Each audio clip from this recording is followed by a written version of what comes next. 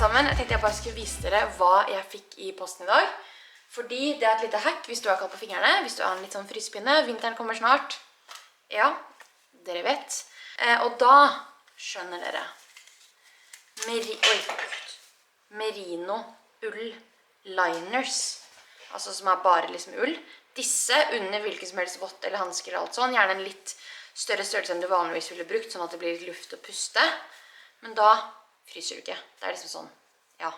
Og så er de sånn supertynne og bare passer perfekt til fingrene, i hvert fall til mine hender. Ja, så disse anbefales. Og så har jeg jo fått merke i det siste at sykkelsesongen kan bli kald, men altså livet blir bedre på sykkel. Og da har vi da disse fingervantene med liten vått i noe flis med noe grip her og bare sånn, ja, de er superdykke, varme, alt mulig, men ikke sant, blir det for varmt, eller skal man på en måte ikke gire, dårlig eksempel, klarer å gire med vått på, men altså ja, så er disse det som funker. Altså da Carter Make fingervotter great again, altså det er jo helt fantastisk, elsker det konseptet. Ellers så har jeg fått meg en ny favoritt-tekopp, som vi har hatt veldig lenge, men jeg har reoppdaget den nå, for jeg har alltid tenkt sånn, det er så tynt det porselen her. Så jeg tenker sånn, denne holder jo ikke teen varm i det hele tatt, men det er jo motsatt. Altså, alle andre har sikkert skjønt dette, men jeg har alltid liksom, det er naturlig å tenke at liksom, jo tjukkere koppen er, jo lenger det holder varm, for det er liksom mer isolert og sånn, men det er jo motsatt. Altså, denne her holder teen varm kjempelenge, nesten litt for lenge egentlig, fordi den er så tynn, så porselenet tar ikke så mye av varmen fra teen. Altså, det her er jo ren fysikk. Det er flaut at jeg ikke har forstått det før nå, men i en nydelig teperiode har ikke drukket te på veldig lenge, åpenbart. Det er jo sommer, da drikker man ikke så mye te, men typ sånn over et år. Hadde virkelig avsmakt på te i fjor, men nå er det tilbake, ass. Når det er quotes på oss, så blir jo alt mye bedre, ikke sant? Da får du ja, en quote a day, og så videre. Og så gikk jeg jo på en liten blemme i fjor eller noe sånt, da jeg kjøpte denne babyen her. Det vil si 25 kilo kikkertmel.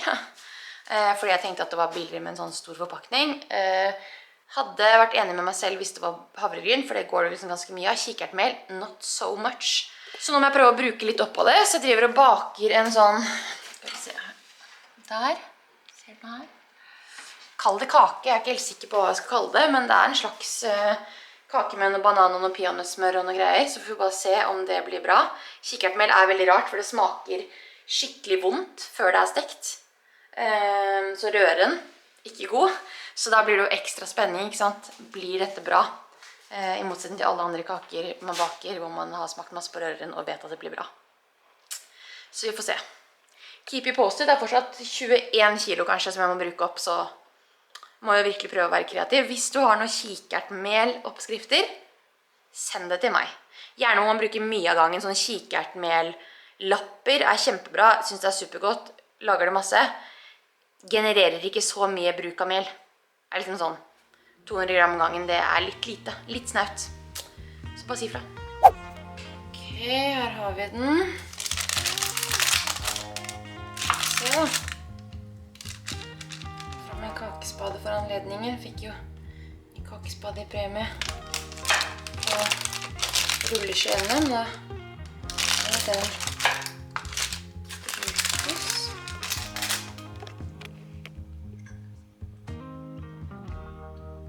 Ja! Ikke verst.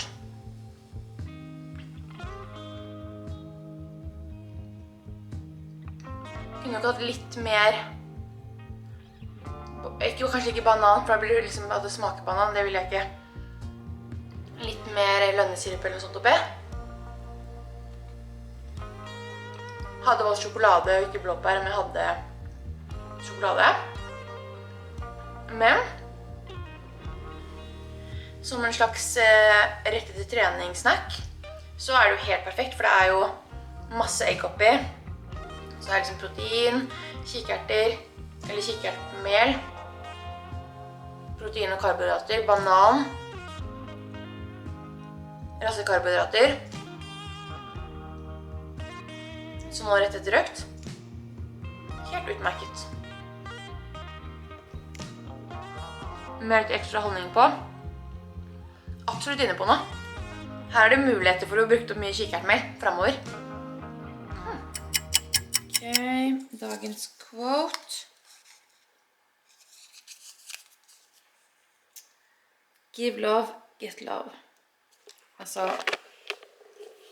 så enkelt, men samtidig som jeg skulle sagt det selv.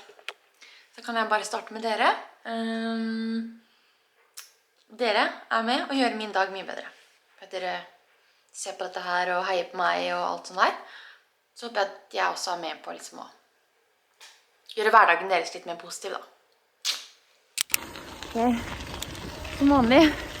Det ble jeg mobba for. Eller mobba. Vet du hva? Mobbe, det er et forbrukt ord. Mobbing er egentlig et sterkt ord. Det kan man ikke bruke på sånne små ting, men som vanlig så sykler jeg med åpen sykkelbag med et enormt potensial for at ting skal dette ut. Og når det liksom er det på en måte jeg føler at jeg lever mest på grensen av liksom sånn living on the edge, da vet jeg at vi lever et ganske sånn lite actionfylt liv, ass. Kommer skoene mine til å komme helt til Olympiatoppen, liksom. Ok, dagens antrekk. Brusjemølle. Klassisk, med disse åpenbart blå, de også, matchende sko. De nye klassiske skoene til Salomon, altså. Det er grunn nok til å satse klassisk, liksom. Selvfølgelig også matchende blå hansker. Ja. Det er kanskje et av mine favorittantrekk og favorittfarger, så det blir jo bare en strålende kombo. Og jeg tror kanskje med de øktene jeg har hatt her nå, at det er ingen som har hatt flere økter på en sesong på Møllevann meg. Her, eller jo, Martin Sundby i sin storhetstid. 100%. Han har overgått meg, men bortsett fra han, ingen andre. Og da tenker jeg, en god nummer 2 etter liksom the champ himself. Det skal jeg klare å være.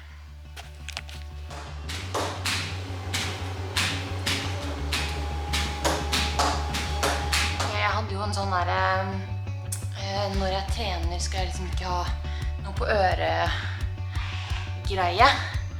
Men jeg må bare si at det, når man trener liksom 4 timer, 3-4 timer i hvert fall, alene hver eneste dag, så har det rakta.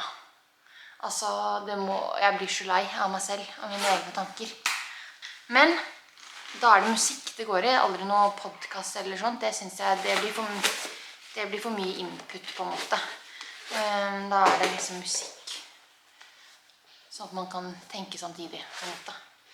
Men helt stille, så mye som jeg trener alene nå, det er grenser på hvor mindful man skal være. Det blir overkant. Men nå har jeg i hvert fall ferdig trent. Dagens sykkelantrekk. Vi har da en veldig fin genser, flis, ullflis. Og så har vi da selvfølgelig Ingrid Hals, men også nå pannebånd, som kommer nå i november i hvit, lyseblå, mørkeblå og en perfeksjon lavendel farge. Dette her er en sample, så egentlig så blir, altså, den blir sånn da, logoen blir foran, men med den bak. Men ja, altså, de er så gode, og det er liksom ikke sånn, det er enkel, men liksom litt bredt her. Så den er sånn, den sitter perfekt. Den er ikke for tjukk. Det er ikke sånn at man får sånn veldig liksom bredt hode i tillegg, på en måte. Og den matcher jo, altså. Bare kledd seg. Ok, snuppa. Snuppa. Det er meg. Sist gang så lagde vi jo middag på FaceTime. Ja. I dag er det real time. Face to face. Ja. Enorm jobbing her med noe kylling. Ja, det var jævla krokt. Det var veldig imponerende at du gikk for liksom at du skulle kutte det opp. Og her har vi da en nydelig curry, om jeg så skal si det selv. Med løk, hvitløk, red curry, gulrot, paprika, kokosmelk, masse forskjellige greier. Litt mer som jeg ikke husker, men ja. Og så, ja, og masse gulrot oppi. Blitt så bleik, jeg føler jeg trenger litt oransje farge.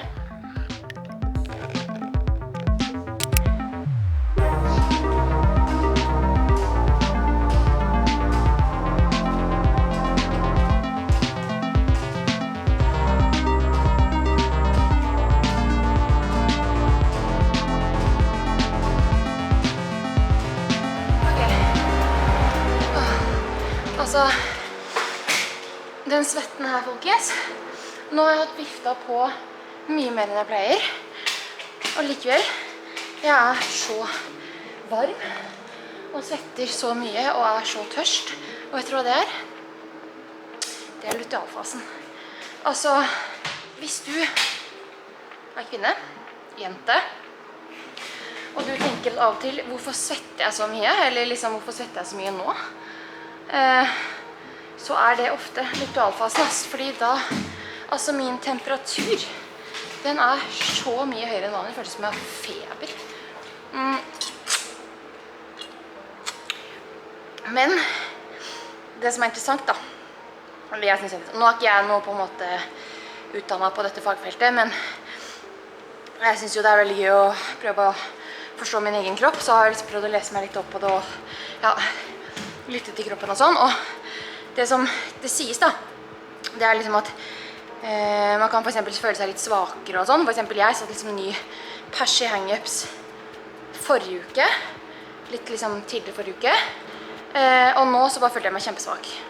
Hva er grunnen til det? Jo, jeg var jo da, var jo i eggløsningsfasen, følte meg helt rå, bare nå går det bra her, og så not so much nå, ikke sant? Men det er litt nyttig å lære da, for det er sånn, trenger ikke jeg grave meg ned nå, over at jeg ikke er like sterk nå som jeg var forrige uke. For jeg er jo egentlig det.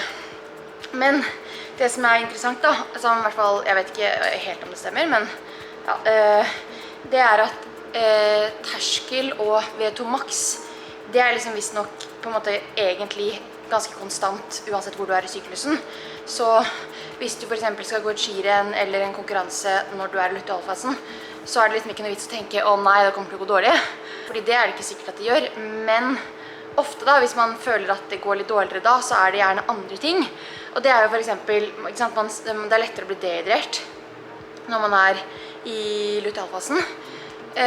Og hvis du da er med en konkurranse og du ikke har vært nøye med hydrering, eller du bare har drukket like mye som du pleier, så kan det hende at det er for lite til den fasen av syklus du er i. Pluss at man trenger mer karbohydrater, så da må man jo være enda nøyere med å få i seg det enn vanlig. Ja, det er rått å være dame. Litt dritt av og til, men altså, wow, vi er så rå, liksom. Hvis du er gutt og ser på dette her, og du har en dame i livet ditt, så må du bare anerkjenne hun er rå, ass. Jeg bare sier det. Apropos prestere med PMS. Jeg hadde jo i fjor, i Kollen, vi skulle gå på hjemmebane, normaldistanse. Jeg hadde gått kjempedårlig i VM, skulle gå på hjemmebane, hadde så PMS at jeg visste ikke helt om jeg kom til start, liksom. Og da snakket jeg med treneren om det. Veldig mye høyere hvilepuls, jeg er ikke syk, liksom. Jeg bare har kjempe-PMS og føler meg helt dritt. Men de var helt rå, de var sånn, ok, nå bare går du det rennet her, du liksom tar det. Ikke tenk hele rennet, ikke liksom tenk hvordan du føler deg, bare liksom vær her og nå, bare to meter foran deg i løypa hele veien. Gå en kortere oppvarming enn vanlig, så du liksom ikke bruker opp kreftene dine, eller liksom ikke bruker opp karbohydratene dine og alt sånn. Og så vant jeg. Kjempe-PMS. Så den største utfordringen var egentlig på en måte at det var jo litt følelsesmessig. Både før og etter rennet. Men ja, jeg anbefaler deg. Hvis du er jente, kvinne, alt, bare prøv å følge med på kroppen din. Den er rå. Helt rå. dagens reisestyle. Vi har topp, bøff, pannebånd, boblebukse, hansker, og så skal jeg inn i matsalen, men jeg har jo heteslag, så jeg orker ikke opp med boblejakka, så da kjører vi da dette. Jeg merker at jeg kanskje burde brydd meg litt mer om hvordan man kler seg, men det gjør ikke det heller, vet du. Sånn har det blitt. Så, oi, Gud! Jeg har hatt denne refleksvesten her i noen år nå, og den er veldig nice, for den er liksom veldig sånn liten og lett og alt sånn. Men det har nok aldri skjedd at jeg har tenkt at denne refleks har vært i bruk.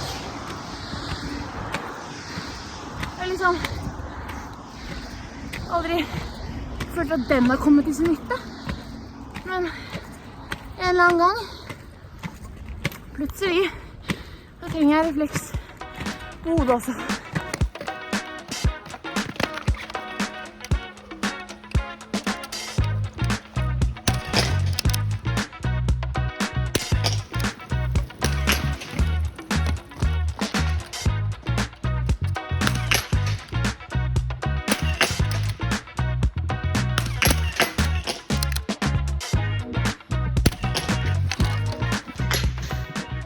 Der oppe er Kollen. Tipper det er litt tåke der i dag. Men det er jo stengt uansett, så det har jo ikke noe å si. Der har vi mamma, som er dagens coach og mattebærer. Eksemplarisk bretting her nå.